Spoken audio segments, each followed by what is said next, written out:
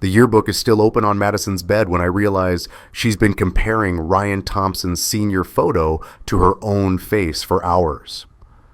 I stand in her doorway at 11:30 on a Tuesday night. She's asleep, finally. 12 years old, and she still kicks the covers off. The laptop's closed on her desk, but the yearbook, that faded navy blue cover with gold embossed 2001, it's spread open like evidence. Page 47. Ryan Thompson's senior photo stares up at the ceiling, and next to it, Madison's phone shows her own face in the camera app, paused mid-selfie. The jaw, the eyes, even that crooked smile. 13 years, and I'd never seen it. I pick up the yearbook. The spine cracks. That chemical smell of old ink hits me, mixed with something musty, like it's been in someone's attic. The pages are yellowed at the edges, slick under my thumb. Ryan's photo takes up a quarter of the page. Varsity jacket, cocky grin, that same deep-set gaze Madison has when she's thinking too hard about something. Below his picture, in blue ink that's faded to almost gray. To Jen, some flames never die. Keep shining. RT. My wife's maiden name was Jen Caldwell, before she became Jennifer Mitchell, before we had Madison. I flip to Jennifer's senior photo. Page 53. She's there, younger, softer around the edges, hair in one of those late 90s styles. And right next to her photo, in that same blue ink, Ryan will always have prom. J. I sit on the edge of Madison's bed. She doesn't wake up. Her face is peaceful, lips slightly parted, one hand tucked under her pillow. I look from her to the yearbook and back again. The resemblance isn't subtle, it's architectural. The angle of the cheekbones, the way her eyebrows arch just slightly higher on the left. That crooked smile she's had since she was 3, the one I thought she got from my father. My hands are shaking. I close the yearbook, but the image is burned in. Madison Rose Mitchell. Born June 19th, 2013, 10 months after Jennifer went to her high school reunion, the reunion where she said she barely saw anyone and left early because it was boring. I need to think. I need to not think. I stand up, tuck the covers around Madison's shoulders, and walk out of her room with the yearbook under my arm. In the kitchen, I pour water I won't drink. The clock above the stove says 11:47 p.m. I open the yearbook again under the harsh fluorescent light. Ryan Thompson's face. Madison's face. The inscription that suddenly sounds like a threat. Some flames never die. How long had my wife been looking at our daughter and seeing him?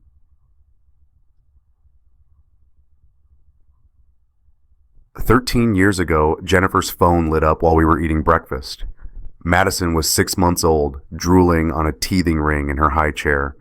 Jennifer glanced at the screen and smiled. Not the smile she gave me, but something lighter, younger. Something that lived in a different part of her face. "Ryan Thompson sent you a friend request," she said, already tapping the screen. "Oh my God, I haven't thought about him in years." I was holding Madison's bottle, testing the temperature on my wrist. "Who?" "Ryan, from high school. He was..." She laughed, and I remember now, really remember, that it was a specific kind of laugh, the kind that has history in it. "He was everyone's crush. Quarterback, obviously. I can't believe he found me on Facebook." "You gonna accept it?" "Why wouldn't I?" She looked up, defensive already, though I hadn't said anything wrong. "We were friends, Andrew. It's just Facebook." Madison spit out her teething ring and started fussing. I picked her up, bounced her on my hip. Jennifer was already scrolling through Ryan's profile, her coffee getting cold. "He moved back to town," she said. "Divorced, 2 kids." She showed me the phone. Ryan Thompson looked almost exactly like his yearbook photo, just with shorter hair and a beard, same cocky smile, same eyes. "He does, construction. You guys might even know each other." "Maybe." I didn't know him. Our company worked commercial sites. I didn't keep track of every contractor in the county. Jennifer sent the friend request. Within 30 seconds, her phone buzzed. She laughed again, that laugh she saved for funny memories I wasn't part of. He says he's grabbing coffee at the Starbucks on Maple if I want to catch up. Like, today. She looked at me, already standing.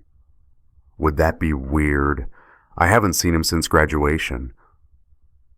I was 28 years old, and I'd been with Jennifer since we were 19. I trusted her. I trusted everyone really back then. Go ahead, I've got Madison. She kissed me on the cheek, grabbed her purse, and left within 5 minutes. I watched her through the window, walking to her car, with a bounce in her step I hadn't seen since before Madison was born. She checked her lipstick in the rearview mirror before backing out of the driveway. I should have noticed. If you've ever been told you're overreacting to your gut instinct, leave "I should have trusted myself" in the comments. Sometimes the red flags are there. We just don't want to see them. Jennifer started going to coffee with Ryan twice a week, sometimes 3 times. She'd mention it casually, the way you'd talk about going to the bank or picking up groceries. Ryan and I are meeting at Starbucks at 3. Ryan wants to show me this new cafe downtown he found. Ryan's having a rough week. I said I'd buy him lunch. I came home from work one Tuesday, and she was wearing perfume. Not the kind she wore for date nights. We hadn't had one of those in months. But something new, something I didn't recognize. She was blow-drying her hair in the bathroom, mascara already on, outfit changed from the yoga pants she'd been wearing that morning. You getting dressed up for coffee? I asked, trying to sound light, trying not to be that guy. She turned off the hairdryer. I'm not getting dressed up. I just felt like looking nice. Is that okay with you? Of course, Ryan's going through a divorce, Andrew. He needs friends right now. I'm being a friend. She went back to the mirror, swiping on lip gloss. Don't be that husband. That husband. The controlling one. The jealous one. The one who isolates his wife from having male friends. I'd seen those posts on Facebook, the ones Jennifer shared sometimes. Red flags of toxic relationships. I didn't want to be on that list. So I didn't say anything when she started keeping her phone face down on the table. I didn't comment when she'd smile at a text message and then quickly lock her screen. I definitely didn't mention that her calendar, the leather-bound planner she kept in her purse, had started showing entries in shorthand. Just an R and a time. R 3 p.m. R park 5:30. R lunch. I found that planner years later in a box in the attic. At the time, I didn't even know to look. Jennifer's sister Karen came over one afternoon while Jennifer was out. She was watching Madison while I fixed a leaky faucet in the bathroom. Karen mentioned, almost too casually, that she'd seen Jennifer and Ryan at Starbucks the week before. They were sitting pretty close, Karen said. Outside table, he was making her laugh. I tightened a pipe, fitting harder than I needed to. They're old friends. I know, Karen paused. Just make sure she knows she's got a family here, you know? Sometimes people forget. But I didn't make sure. I trusted. I had an infant daughter, a mortgage, a full-time job running a construction crew. I came home exhausted every night, and Jennifer was there, taking care of Madison, making dinner, asking about my day. How could I accuse her of anything when she was doing everything right? She started wearing perfume to catch up with an old friend. The reunion invitation showed up in September. 20-year high school reunion for the class of 2001. Jennifer held it up at dinner like a lottery ticket. Oh my God, I completely forgot this was coming up. Ryan mentioned it last week. She read the details out loud. Marriott Conference Center downtown, Saturday the 15th. There's a dinner and a dance. She looked at me. Would you be okay if I went? I know it's a Saturday, but of course. Madison was 14 months old, just learning to walk. Our second son, Lucas, was 2 months old and colicky. I was barely sleeping. Go have fun. I'll handle the kids. She kissed the top of my head. You're the best. I probably won't stay long. These things are always awkward anyway. She bought a new dress. Navy blue, fitted, with a zipper up the back. I helped her with the night before. She tried it on 3 times, asked if it looked okay, changed her jewelry twice. I told her she looked beautiful. She did. Saturday morning, she packed an overnight bag. The reunion goes late, she explained. I booked a room at the venue so I don't have to drive home at midnight. Made sense. Responsible, even. I was the one staying home with 2 kids under 2. She kissed Madison goodbye, then Lucas, then me. I'll be back tomorrow afternoon. Call if you need anything. She left at 4 p.m. I spent that evening walking Lucas back and forth across the living room, trying to get him to stop crying. Madison toddled around, pulling books off shelves, laughing at nothing. At 10 p.m. I gave up and put them both in my bed, Lucas on one side, Madison on the other. We all passed out like that, exhausted. Jennifer came home Sunday at 2:30 p.m. I was in the kitchen, reheating coffee for the 3rd time. Madison napping on the couch. Lucas finally quiet in his swing. Jennifer looked tired, but glowing. Her dress was wrinkled. Her makeup was mostly gone. She dropped her overnight bag by the door and came to kiss me. She smelled different. Not like her perfume, like someone else's cologne, something woody and sharp. I was too exhausted to process it, too deep in survival mode with 2 kids and 4 hours of sleep. How was it? I asked. Boring, honestly. Left early, but it was good to see people.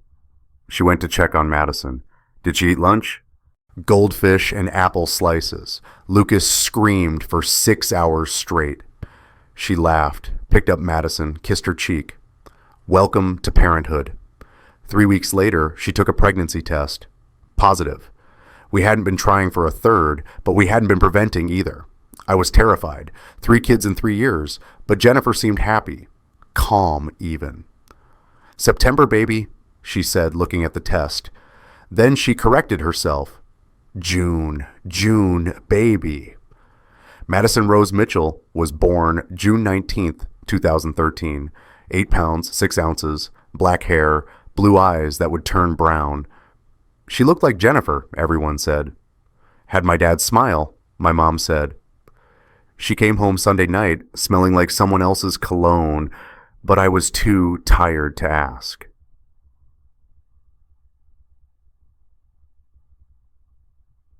Madison announces the school project on a Tuesday in September, 13 years after the reunion. We're at dinner, me, Jennifer, Madison, Lucas, and Ethan. Lucas is 9 now, Ethan's 6. They're arguing about something from recess. Madison interrupts, holding up a stapled packet.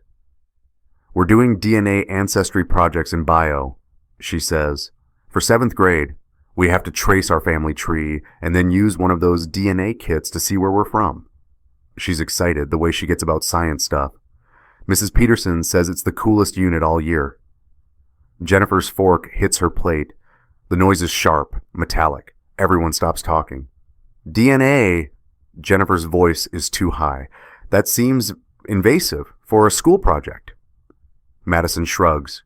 It's optional if you don't want to, but then you just do a boring research paper. Everyone's doing the DNA thing. Lucas leans over. Can I do it too? You're in 3rd grade, Madison says. This is middle school stuff. I'm looking at Jennifer. She's staring at her plate, pushing rice around with her fork. Her face has gone pale under the kitchen lights, that specific kind of pale where you can see the fine lines around her mouth. Jennifer? I say, you okay?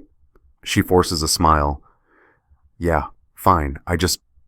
She looks at Madison. Maybe we shouldn't mess with genetics. You never know what you'll find. What if there's, like, a health thing we don't want to know about? Madison laughs. Mom, it's just a school project. It tells you if you're Irish or Italian or whatever. It's not a medical test. Still. Jennifer stands abruptly, picking up her plate even though she's barely touched her food. I think we should think about it. Madison looks at me, confused. I shrug. It's your call, Maddie. If you want to do it, we'll figure it out. The kits are free through the school, Madison says. They come in next week. Jennifer's hands shake as she rinses her plate. I can see it from across the kitchen. She doesn't turn around. Maybe we should talk about this later. But Madison's already moved on, asking Ethan to pass the bread, complaining about her math teacher. Jennifer stays at the sink, water running long after the plate is clean. That night, I find her in our bedroom, sitting on the edge of the bed with her phone in her hands. She's scrolling through something, but when I come in, she locks the screen quickly. "You really don't want her to do the project?" I ask. "It's just..." She sets the phone down. "Those tests aren't always accurate. What if it says something weird and Madison gets confused?" "Confused about what?" "I don't know. Ancestry is complicated." She won't look at me. Can we tell her to do the research paper instead?" "Jennifer, it's a school project. If we make a big deal out of it, she's going to wonder why." She finally looks up. Her eyes are wet, but she's not crying. "You're right. Never mind. I'm being weird." She lies down, turns away from me. "Just tired." I stand there for a minute, watching her pretend to sleep. Something cold settles in my chest. Something I don't have words for yet. The DNA kits arrive the following Tuesday. Madison brings hers home in her backpack, already opened, already swabbed. She did it at school during biolab. "Mrs. Peterson says results take 6 weeks, she announces at dinner. "Then we do presentations in November." Jennifer drops her fork. This time I notice everything. The way her breathing changes. The way she reaches for her water glass and misses, knocking it over. The way she says, too loudly, "Maybe we shouldn't mess with genetics." And Madison laughs. "Mom, it's just a school project." 6 weeks pass like a held breath. November arrives cold and gray. Jennifer stops sleeping. I hear her at night, pacing in the bathroom, running water that doesn't turn off. She starts volunteering for every school event Madison has, suddenly interested in chaperoning, suddenly offering to help Mrs. Peterson grade papers. Anything to be in that classroom. "You're being weird about this project," I tell her one morning. "I'm being supportive," she says, but she won't meet my eyes. The presentation is scheduled for November 7th, family presentation night, the whole 7th grade in the auditorium, 200 people packed into uncomfortable chairs. Each kid gets 5 minutes to present their ancestry findings on the projector screen. Lucas and Ethan are fidgeting in the row behind me. Jennifer sits to my left, rigid, hands folded in her lap so tight her knuckles are white. Madison is 14th in the lineup. We sit through 13 presentations about Polish grandparents and African heritage, and one kid who found out he's related to a Civil War general. Parents clap politely, teachers take notes, the auditorium smells like coffee from the PTA hospitality table and that specific school smell, floor wax and old paper. Then Madison walks to the front. She's wearing the navy blue sweater I bought her for school pictures, her hair pulled back in a ponytail. She connects her laptop to the projector. Her family tree appears on the screen. Jennifer's side, complete with names and dates going back 4 generations. My side, the same, branches filling the whole top half of the screen. And then the bottom half, Madison's section, where it should show her connecting to both family trees. Instead, there are question marks, red question marks where my DNA should connect to hers. Madison clicks to the next slide. Her ancestry breakdown. 50% matches Jennifer's results, Irish, English, German. But the other 50%? Norwegian, Swedish, trace amounts of Eastern European, none of which appear anywhere in my family tree, which is Italian and Greek and nothing else. The auditorium is quiet. I can hear the projector fan humming. Madison looks confused, reading from her note cards. So, this part was weird. The DNA test showed I share 50% of my genetic markers with my mom, which is normal, but it showed 0% paternal match with my dad. She looks at me from the stage, squinting against the projector light. "We thought maybe the test got mixed up, so we She clicks to another slide, a clinical lab report, letterhead from County Medical Center, official paternity test results. I recognize the format from when we had to do Lucas's for insurance purposes years ago. We did a medical test to double check. Madison continues, her voice getting smaller. And it says the same thing, 0% probability of paternity. She looks at Mrs. Peterson, who's standing off to the side. Mrs. Peterson said this sometimes happens with adopted kids who don't know, but I'm not adopted, so... Dad, why does it say we don't share DNA? Jennifer stands up. The chair scrapes loud against the floor. Everyone turns. She's white as paper, swaying slightly. I need air. She pushes past me, past other parents, practically running for the auditorium exit. The door slams behind her. 200 people turn back to look at me. I'm still sitting. Can't move. Can't think. Madison is standing on stage looking like she's about to cry, and the school counselor is walking toward her, and Mrs. Peterson is saying something about technical difficulties, and Lucas is pulling on my sleeve asking what's wrong with Mom. The school counselor, Mrs. Davis, I think her name is, pulls me aside after.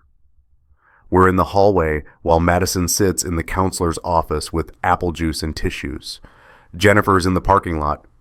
I can see her through the window, sitting in the driver's seat of her car with her head in her hands. Mr. Mitchell. Mrs. Davis has a folder. She opens it carefully. These results were flagged when Madison submitted them. I wanted to give you advance notice, but I didn't have your contact information and the presentation was already scheduled. She shows me Madison's test results, the official ones from the lab. Are you aware that Madison isn't your biological daughter? The fluorescent lights buzz overhead. Someone's walking down the hallway behind us, shoes squeaking on linoleum. No, I hear myself say. I wasn't aware.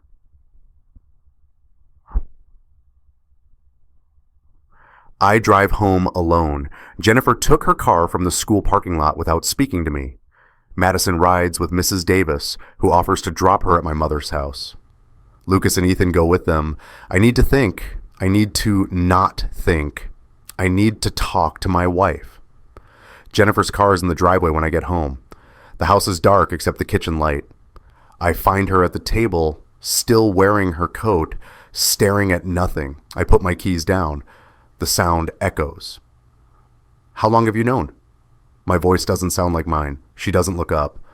Andrew, how long? I suspected after she was born, but I wasn't. I didn't know for sure. I pull out a chair, sit down across from her. My legs won't hold me anymore. You suspected our daughter wasn't mine and you just, what? Hoped I wouldn't notice? You are her father. Now she looks up, eyes red, mascara smudged. You raised her. You were there for every... Don't! My voice cracks. Don't do that. Who's the biological father, Jennifer? She opens her mouth, closes it, shakes her head. Who? I'm louder now, loud enough that if the neighbors are home, they can hear. You owe me that. You owe Madison that. It was a mistake, whispered. It was one time, one weekend. I never meant... Which weekend? I lean forward. When? How? She can't answer or won't. She's crying now, really crying, hands over her face. I'm sorry. I'm so sorry. I never wanted you to find out like this. You never wanted me to find out. I stand up. The chair falls backward, crashes against the floor. Jennifer flinches. You were going to let me go my whole life not knowing? Let Madison go her whole life not knowing who her father is? You're her father. I'm not. I'm yelling. I never yell. Biologically, genetically, I'm not. And you knew. You've known for 12 years. On the counter, my phone buzzes. My brother, Peter. I ignore it. Jennifer is shaking, pulling her coat tighter around herself like she's cold.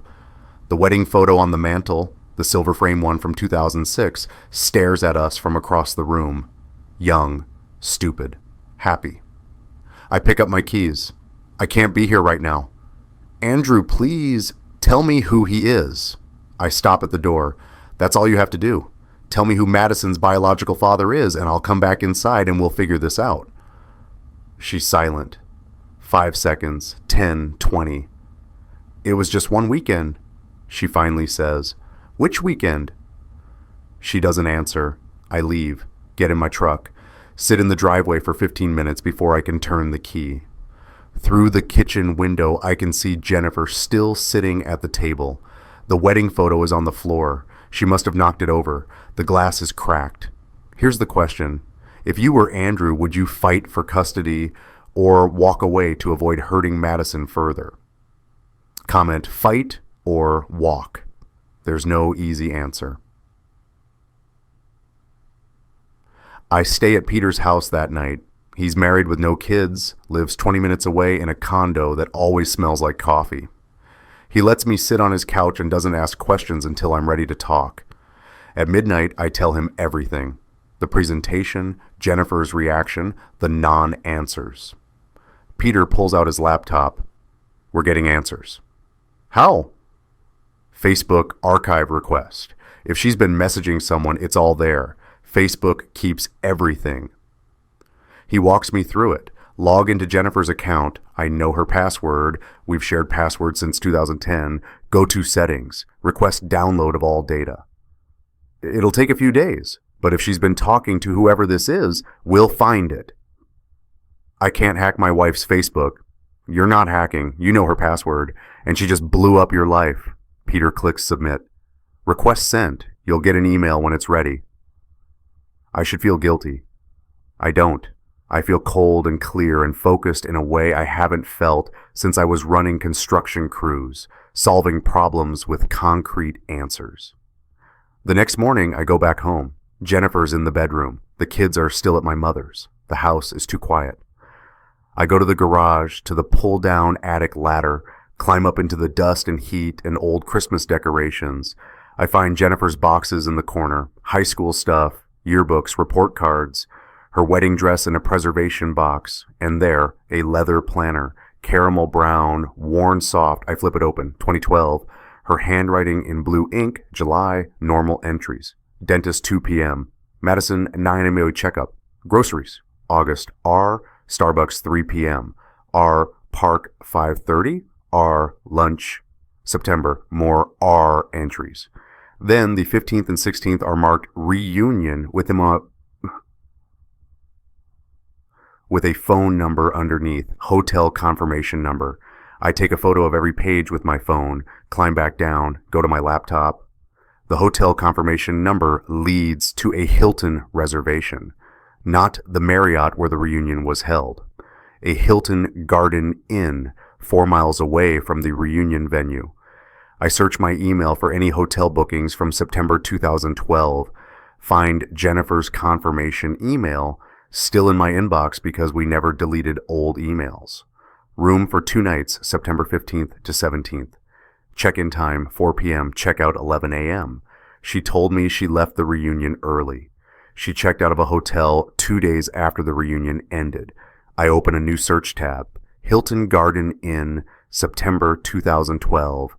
Pull up old booking records. Jennifer signed up for rewards points. I can see the statement, 2 key cards issued, room service charge at 9 p.m. Saturday night, breakfast charge Sunday morning, another room service charge Sunday at 7 p.m. She stayed 2 nights with someone. The Facebook archive email arrives 3 days later. 847 pages, PDF download.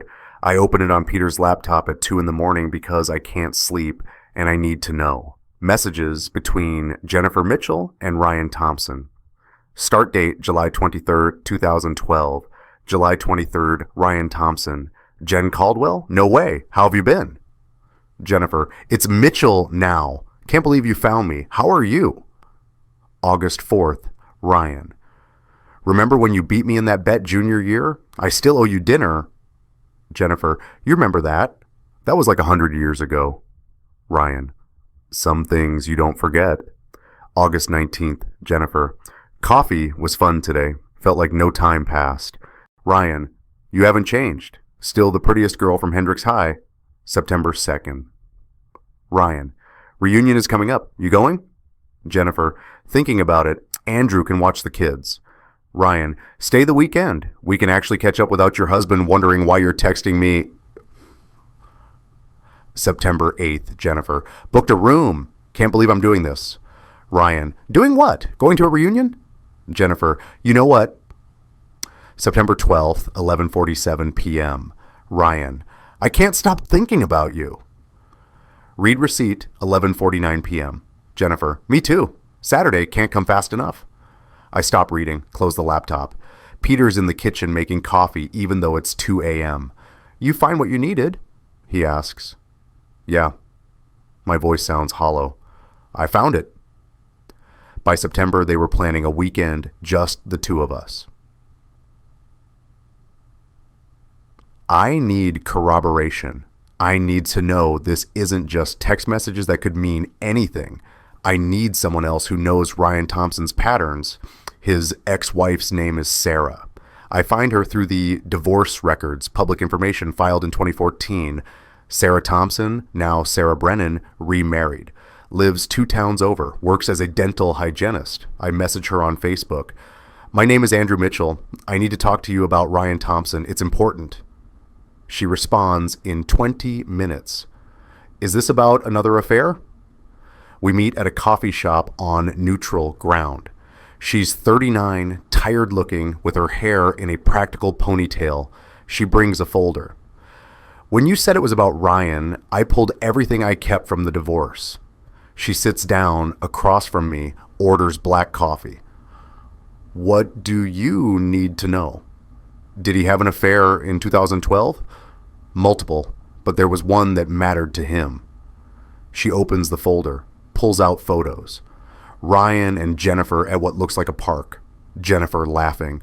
Ryan's hand on her shoulder. I found these in his wallet when I filed. He'd been carrying them for 2 years. The photo is dated September 16th, 2012, Sunday, the day after the reunion. I confronted him, Sarah continues. He said it was just an old friend, but he kept the photos, wouldn't delete them. That's when I knew. It wasn't about sex. He was in love with her.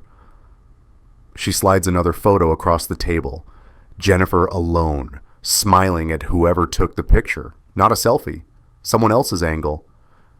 He had this in his wallet. I found it when I filed for divorce, 2014. Your daughter was already 2 years old. He'd been carrying this for years. My coffee is getting cold. I haven't touched it. Did he ever mention her name? Jennifer Caldwell. He called her that, even though you guys were married, like she was still the girl from high school. Sarah closes the folder. I'm sorry, I know this isn't what you wanted to hear. It's exactly what I needed to hear. I take the photos. Can I keep these?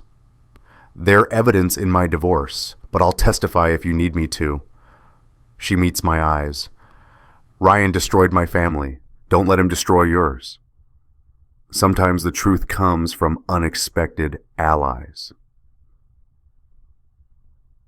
I go back home that night. Jennifer is sitting in the same spot at the kitchen table, waiting. Her mother is there. Barbara, who's never liked me, always thought Jennifer married down. Barbara stands when I come in. Andrew, we need to talk about this rationally. Get out. I don't look at her. I'm looking at Jennifer.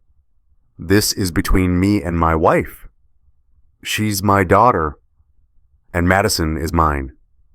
My voice is steel. Get out. Barbara looks at Jennifer. Jennifer nods. It's okay, Mom. Barbara leaves, shooting me a look that could cut glass. The door closes. Jennifer and I are alone.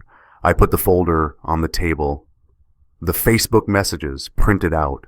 The photos Sarah gave me. The hotel statements, the planner pages. Madison's crayon drawing from when she was 4. My family with best data spelled with 3 S's. I found it in Jennifer's memory box, the one she kept in our closet. Evidence, I say. That's what this is.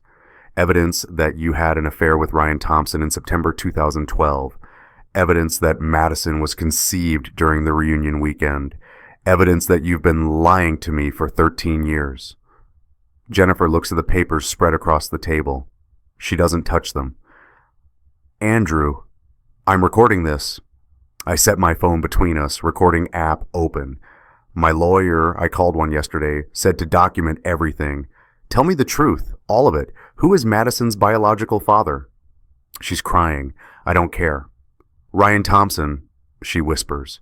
But it wasn't supposed to happen. We were just talking, catching up, and then what? You accidentally ended up in a hotel room with him for 2 days? It was one weekend. She looks up. One mistake. I came home. I chose you. I chose our family. You chose to lie. I pick up Madison's drawing. She made this for Father's Day when she was 4. She wrote best with 3 S's. You watched her draw this, knowing I wasn't her biological father. How did you not tell me then? Because you are her father. Jennifer's voice breaks. Biology doesn't change that. You raised her. You were there for every nightmare, every skinned knee, every school play. That's what makes you her father. And Ryan, what's he? She doesn't answer. Did he know? I lean forward. Did Ryan know you were pregnant? No, I cut contact. After the reunion, I stopped responding to his messages. I blocked him. I never told him. So he's been walking around this town for 13 years, passing his biological daughter on the street, and he has no idea. He doesn't need to know.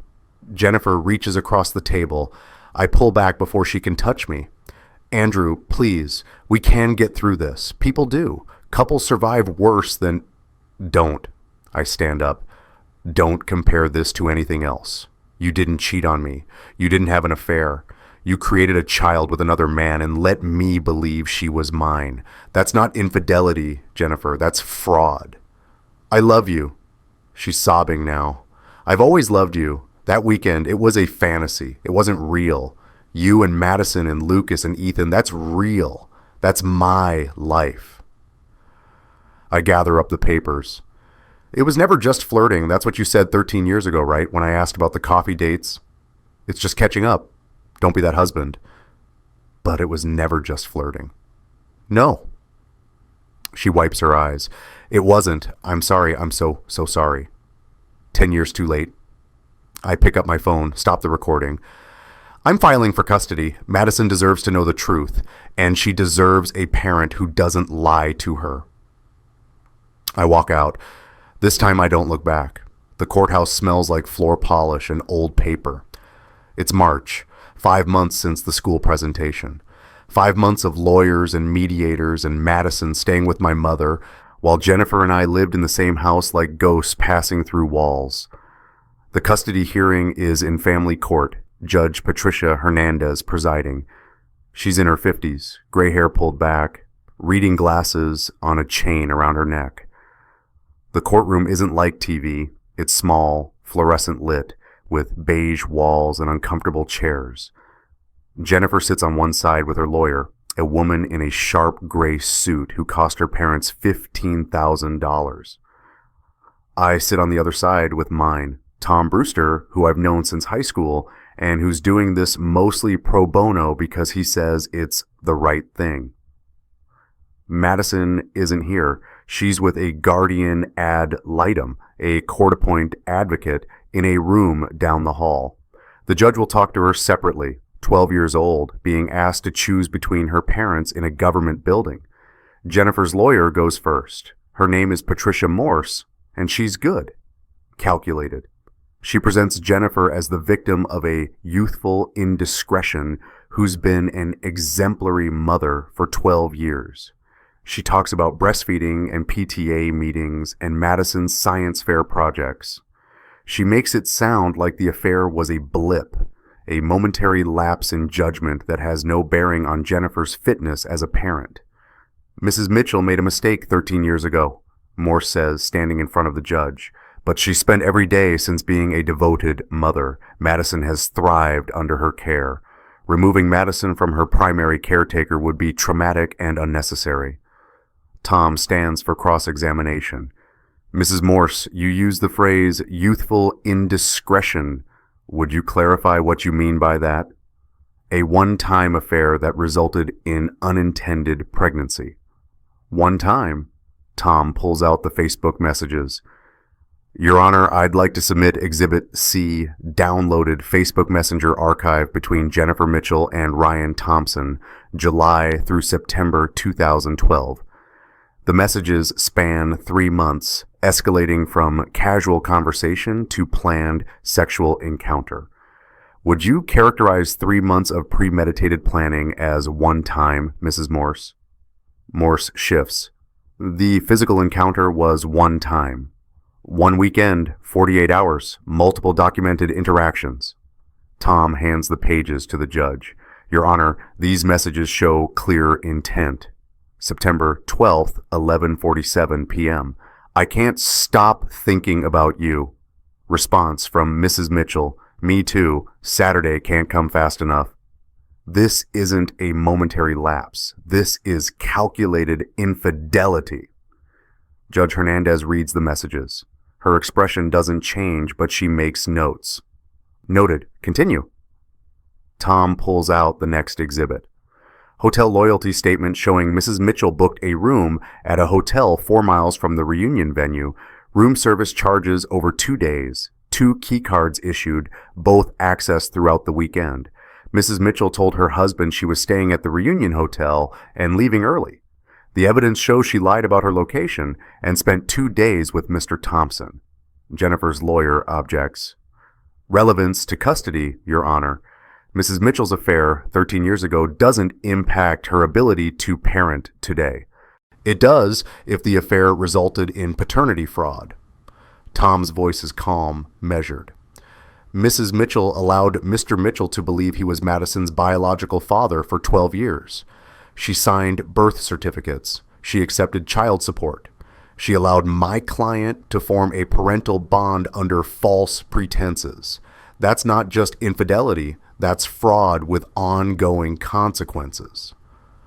The judge removes her glasses. Mrs. Mitchell, fraud by deception regarding paternity is, I know what it is, Jennifer says quietly. She's been silent this whole time, sitting with her hands folded. I know what I did. Did you know from the beginning that Mr. Mitchell might not be Madison's biological father? Jennifer hesitates. I suspected. After Madison was born, she looked... I wasn't sure. And you didn't tell your husband? No. Why not? Because Andrew is her father. Jennifer looks at me for the first time all morning. Biology doesn't change that. He raised her. He loves her. She loves him. I didn't want to destroy that over a test. But you were willing to let him find out in front of 200 people at a school presentation, Tom asks. Jennifer flinches. I didn't. I tried to stop the project. I asked Madison to do the research paper instead, but Andrew said... Mr. Mitchell had no reason to suspect there was a problem, Tom interrupts. Because you never told him there was a problem. You let him be blindsided in the most public, humiliating way possible. The judge raises a hand. That's enough. I want to hear from the guardian ad litem. A woman in her 40s enters. Karen Sullivan, the court-appointed advocate who's been meeting with Madison twice a week since January. She carries a folder. Your Honor, I've spent considerable time with Madison Mitchell.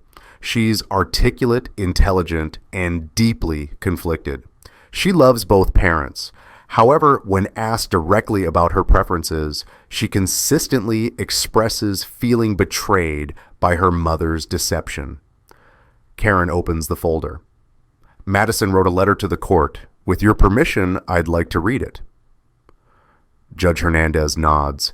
Karen reads, Dear Judge Hernandez, my name is Madison Rose Mitchell.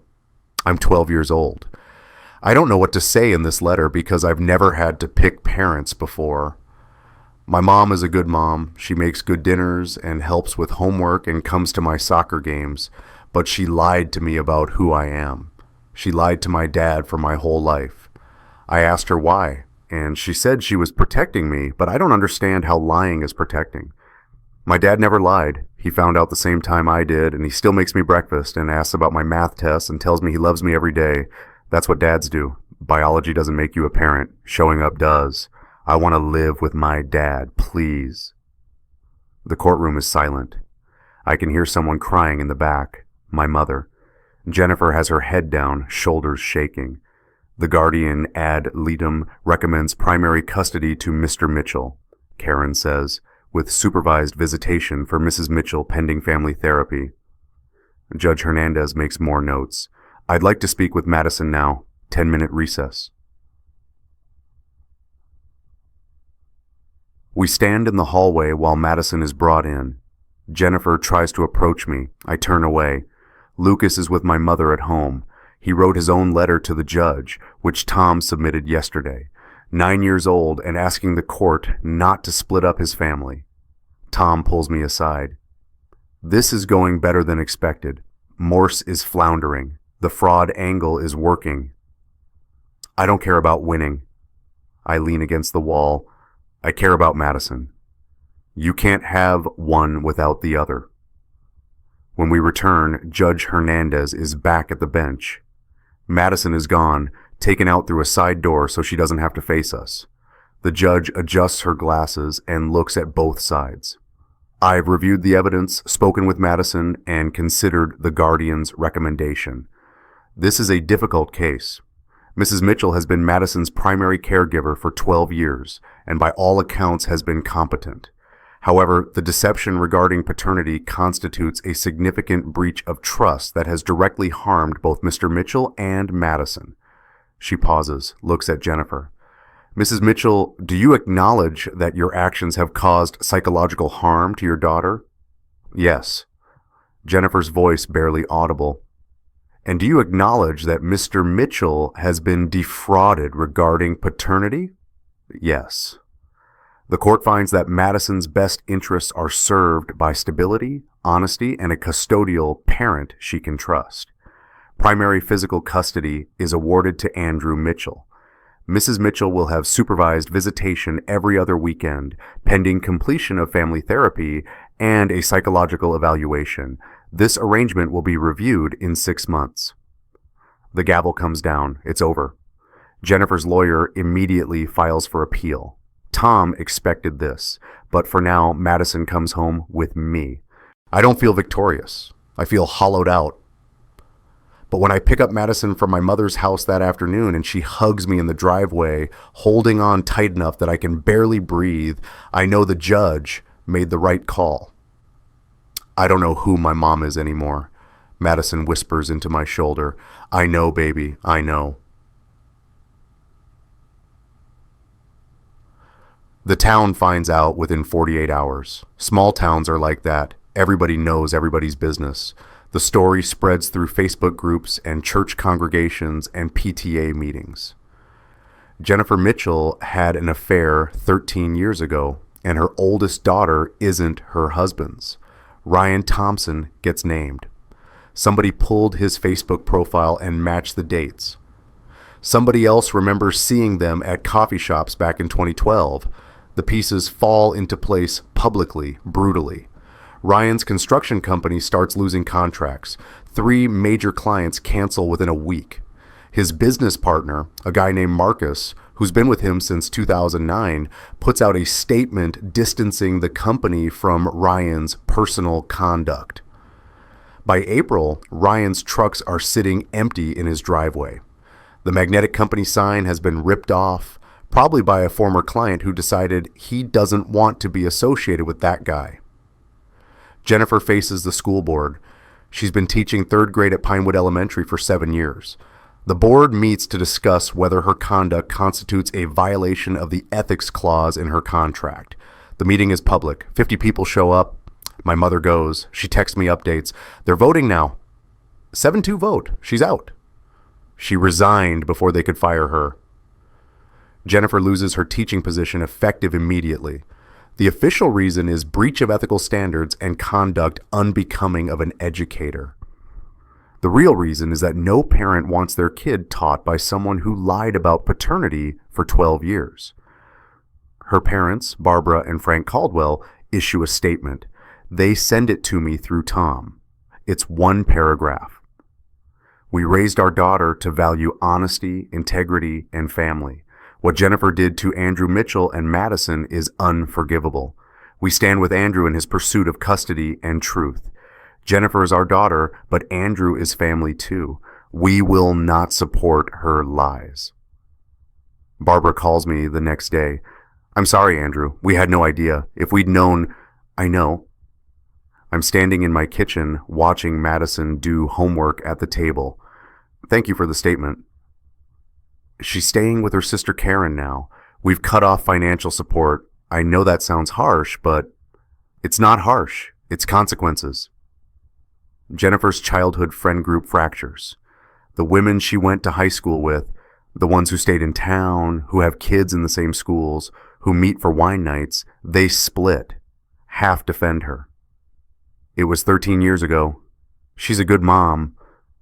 People make mistakes. The other half can't get past the lying. She watched Andrew parent a child that wasn't his. She could have told the truth at any time. What else has she lied about? Ryan's ex-wife, Sarah, attends the custody hearing. She sits on my side of the courtroom, 3 rows back. After the verdict, she approaches me in the parking lot. I testified in the custody case, told them about the photos Ryan kept, about the pattern. She hands me a business card. If you need anything else, character witness, evidence, whatever, call me. Why are you helping me? Because Ryan destroyed my family with his obsession with Jennifer, and Jennifer let it happen. Sarah looks toward the courthouse. Some people don't deserve protection from the truth. Have you seen a community unite for truth? The social exile is swift and total. Jennifer can't go to the grocery store without stairs. Her name gets dropped from church committees. The PTA asks her to step down from her volunteer position. Parents pull their kids away when she's in public, whisper behind hands. By May, she's moved 2 towns over. Karen helps her find an apartment. The supervised visitations with Madison happen at a neutral location, a family services building with cameras and a social worker present. Madison goes every other Saturday. She comes home quiet, distant, won't talk about it. I don't push. We have family therapy on Wednesdays. Madison, me, Lucas, and Ethan. Sometimes just Madison and me. We're learning to process grief together. Learning that love doesn't require biology, but it does require honesty. Ryan tries to reach out once, sends a Facebook message in June. I just found out about Madison. Can we talk? I block him without responding. Tom sends a cease and desist letter. Ryan's biological paternity doesn't grant him parental rights. I'm on the birth certificate. I've raised Madison for 12 years. The law is on my side. Ryan backs off. By summer, the story has faded from daily conversation. New scandals emerge. The town moves on, but Jennifer doesn't get to move on. She's marked now, the woman who lied about paternity, the teacher who got fired, the mother who lost custody. Ryan's construction business declares bankruptcy in August. Can't recover the lost contracts. Can't rebuild the reputation. He moves 3 hours away, starts over somewhere nobody knows his name. Jennifer stays close enough for visitations. Madison still sees her every other Saturday. The sessions are getting easier, the therapist says.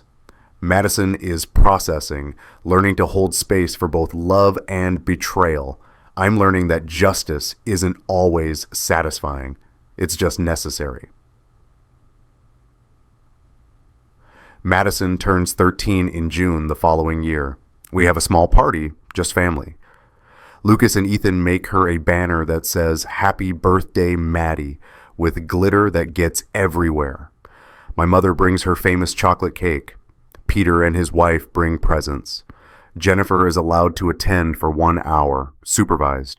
She brings a present, a necklace with Madison's birthstone. Madison opens it politely, says thank you, puts it aside. She doesn't put it on. When Jennifer's hour is up, she lingers at the door. "I love you, Maddie. Happy birthday." Madison nods, doesn't say it back. Jennifer leaves. We eat cake, sing off key.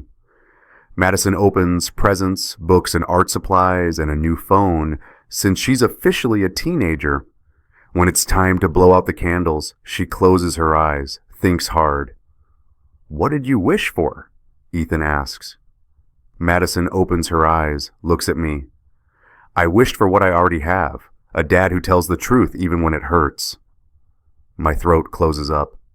I pull her into a hug. Lucas and Ethan pile on. My mother is crying again. She cries at everything these days, happy or sad.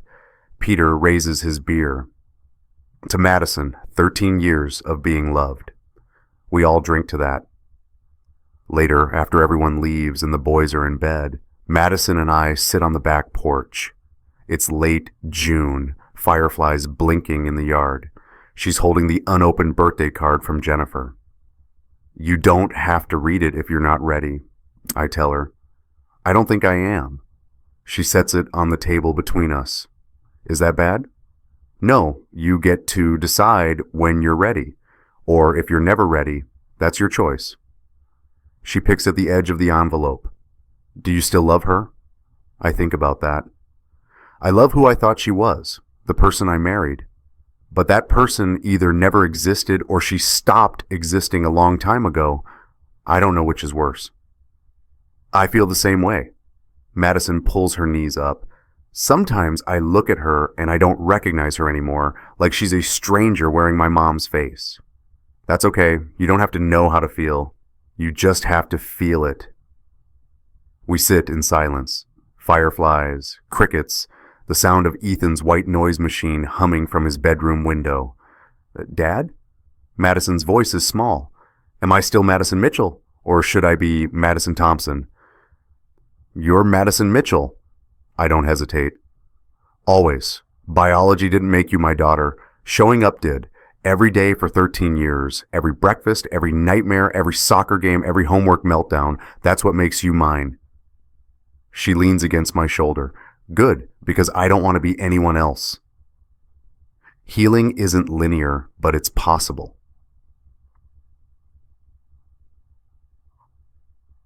September comes around again. Madison starts 8th grade. New yearbook photo day. She picks out her outfit carefully. Navy blue shirt, the same one from last year's photo. "For consistency," she says. I'm cleaning out the garage on a Saturday when I find it. The 2001 yearbook, still in a box from when I moved evidence into storage after the trial. I open it one last time. Ryan Thompson's face. The inscription, "Some flames never die." Madison walks out, sees me holding it. "Is that the yearbook?"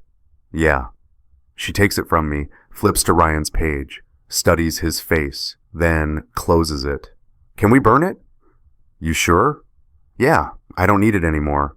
I know who I look like, and I know it doesn't matter."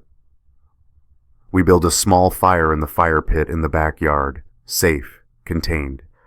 Madison holds the yearbook for a moment, then drops it into the flames. The old pages catch quickly, 40-year-old paper and ink dry as kindling. The cover melts, warps. Ryan Thompson's face curls and blackens. We watch it burn. Madison stands next to me, my arm around her shoulders. "Some flames never die," she says quietly, quoting the inscription. Then she looks up at me. "But some flames needed to die." And they did. The fire burns down to embers. We let it cool, then pour water over the ashes. Madison goes inside to help Lucas with his math homework. I stay outside for a minute, watching smoke rise into the clear September sky. The yearbook is gone. The evidence is sealed in court records. Jennifer is 2 towns over, Ryan is 3 hours away, and Madison is inside, laughing at something Ethan said, alive and whole, and mine. Not through biology, through choice, through truth, through showing up. Family isn't just blood. It's who stays when the truth comes out. I go inside, close the door. Madison is teaching Lucas fractions at the kitchen table. Ethan is building something with Legos on the floor. The house smells like the cookies we baked this morning. Normal, real, ours. This is what we built from the ashes.